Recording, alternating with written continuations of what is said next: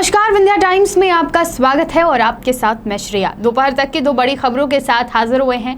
बात करते हैं पहली खबर की।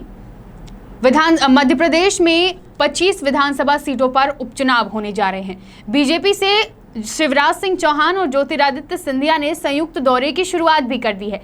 इस दौरे के दौरान या कहीं इसके पहले ज्योतिरादित्य सिंधिया ने कमलनाथ और दिग्विजय सिंह पर निशाना साधा है। उन्होंने कमलनाथ और दिग्विजय सिंह को चुनौती देते हुए कहा कि इनको जवाब देने के लिए अब मैं मैदान में उतर गया हूं। ये एक बहुत बड़ी बात है जो ज्योतिरादित्य सिंधिया द्वारा कही गई है। दरअसल सिंधिया ने कांग्रेस के 15 महीने की सरकार पर जमकर निशाना साधा। उन्होंने कहा कि प्रदेश की जनता का कांग्रेस से मोह भंग हो चुका है। कांग्रेस में भ्रष्टाचार की सरकार चली थी। साथ ही उन्होंने यह भी कहा कि विभागों के बंटवारे को लेकर कांग्रेसी सवाल कर रहे हैं। उनको मालूम होना चाहिए कि 15 महीने जब तक कांग्रेस सत्ता में रही तब तक वल्लभ भवन से पूरी भ्रष्टाचार की सरकार चली थी।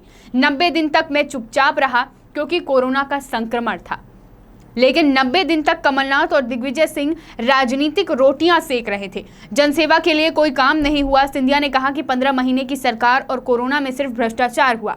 इनको जवाब देने के लिए अब मैं मैदान में आ गया हूं। ज्योतिरादित्य सिंधिया के द्वारा कही गई ये बातें बहुत कुछ बयां करती हैं। 90 दिनों तक सिंधिया ने कहा कि वो चुप थे क्योंकि कोरोना का संक्रमण था। अब वो मैदान में उतर चुके हैं। उपचुनाव होने वाले हैं।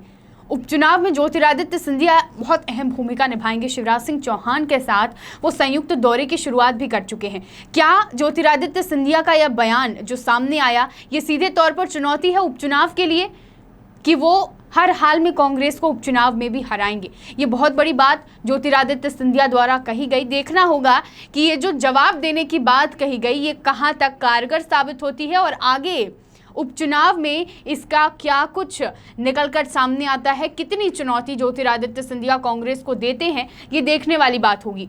दोपहर तक की दूसरी बड़ी खबर की तरफ चलते हैं। बात करते हैं दोपहर तक की दूसरी खबर की। हमने उपचुनाव की बात की। प्रदेश में उपचुनाव को लेकर एक और बड़ी खबर सामने आ रही है।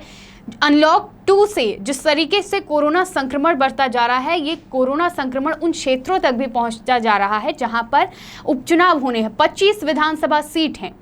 पहले 24 थी, लेकिन 12 जुलाई को बड़ा मलहरा से विधायक के इस्तीफे के बाद अब ये 25 हो गई हैं।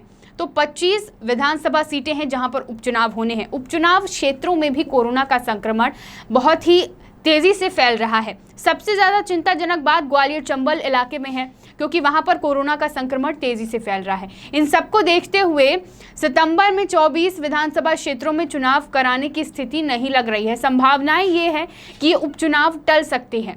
तो देखना होगा कि आगे कोरोना की क्या स्थिति होती है।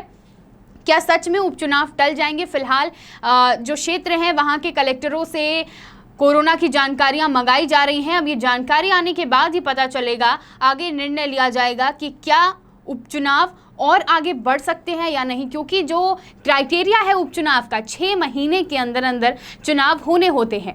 तो अब देखना होगा कि ये संक्रमण कितना तेजी से फैल रहा है और क्या सच में उपचुनाव की तारीखें आगे और बढ़ सकती हैं। जो भी खबर होगी हम आप तक पहुंचाते रहेंगे। देखते रहिए विंध्या टाइम्स। बहुत बहुत धन्यवाद।